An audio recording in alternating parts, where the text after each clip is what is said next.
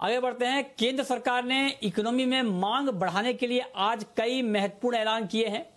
वित्त मंत्री निर्मला सीतारमण ने डिमांड को प्रोत्साहित करने के लिए एलटीसी, कैश वाउचर्स और फेस्टिवल एडवाइस स्कीम लेकर आई है।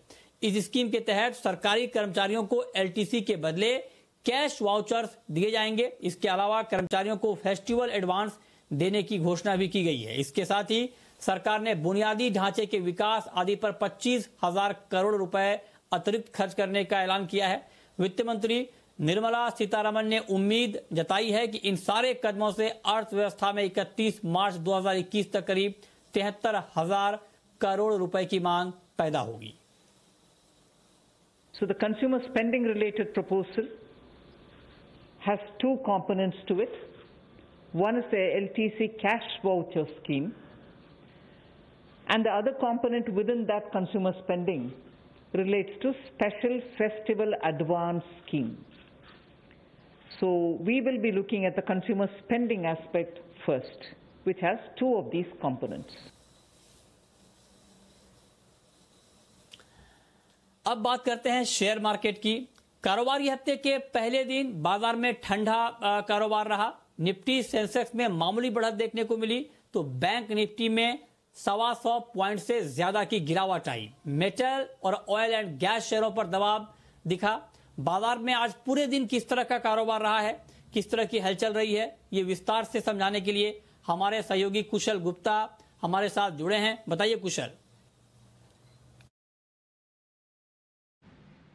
जी, तो बाजार ने आज एक ऐतिहासिक दिन बनाया। 24 फरवरी के बाद आज पहली बार हमें वापस से 12,000 के लेवल्स जो हैं निफ्टी टच करते हुए नजर आए, पर उसके बाद थोड़ी सी कूल ऑफ आपको होता हुआ दिखा ओवरऑल जो सेंटिमेंट है मार्केट्स का। पर फिर भी अगर आप देखेंगे इंडेक्स वाइज तो लगातार 8वें दिन यहां पर तेजी बनती हुई नजर आई। गेनर्स में आईटी स्टॉक्स जो थे वो काफी फोकस में थे, जिसमें इन्फोसिस जो है टॉप गेनर निकल के आया, करीब 3% का उछाल यहां था।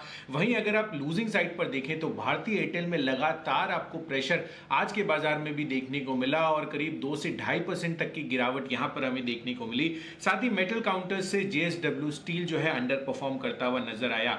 जो साथ ही जो मिड कैप आईटी स्टॉक्स की मैं बात कर रहा था वहां पर सबसे ज्यादा तेजी आज का स्टार परफॉर्मर आप कह सकते हैं इसमें हमें देखने को मिला, जिसमें कोफोर्ज और एल&टी इन्फोटेक जैसे स्टॉक्स में 9 से 12% तक का अपसाइड मूव आपको दिन के दौरान देखने को मिला और टाटा एएलएक्सआई से भी शानदार परफॉर्मेंस रही।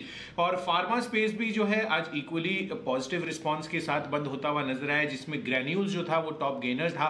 साथ ही बायोकॉन और सिप्ला जैसे शेयरों में भी आखिरी 1.5 घंटे में अच्छी मजबूती बनती हुई नजर आई। मेटल स्पेस जो थे यहां पर टॉप लूजिंग था, क्योंकि डीलिस्टिंग फेल होने के बाद आपको वेदांता में हेविली अंडर परफॉर्मेंस देखने को मिली। 20% का जो ओवरऑल लोअर परफॉर्मेंस था वो आपको आज स्टॉक में देखने को मिला। साथ ही वेल्सपन कॉर्प और हिंदुस्तान जिंक जैसे शेयरों में भी आपको गिरावट जो है देखने को मिली। ऑटो स्पेस भी आज मुनाफा वसूली का शिकार बना, जिसमें मदरसन सुमी टॉप लूजर निकल कर आया। 2 से 2.5% तक की सुबह में ये गिरावट थी, जो आगे तब्दील होती हुई दिखी 7-7.5% की गिरावट में। तो यहाँ हेविली अंडर परफॉर्मेंस रही। साथ ही Apollo tyres, Ashok Leyland, Tata motors जैसे स्टॉक्स में भी गिरावट का रुझान हमें देखने को मिला। आईपीओ की लिस्टिंग देखेंगे तो मजगांव डॉक इसका आईपीओ जो था वो कंपैरेटिवली जो है शुरुआती सत्र में काफी अच्छे गेन्स के साथ इसमें ओपनिंग हुई और यूटीआई एएमसी की सुस्त रिस्पांस आज के सत्र में हमें देखने को मिला।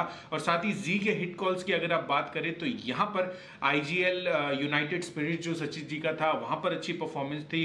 और राकेश कुणाल चार्ट कॉर्नर में हमें आपको टाटा ईएलएक्सआई बताया था, जहां पर काफी अच्छी आउट परफॉर्मेंस आज के सत्र में दर्ज होती हुई नजर आई।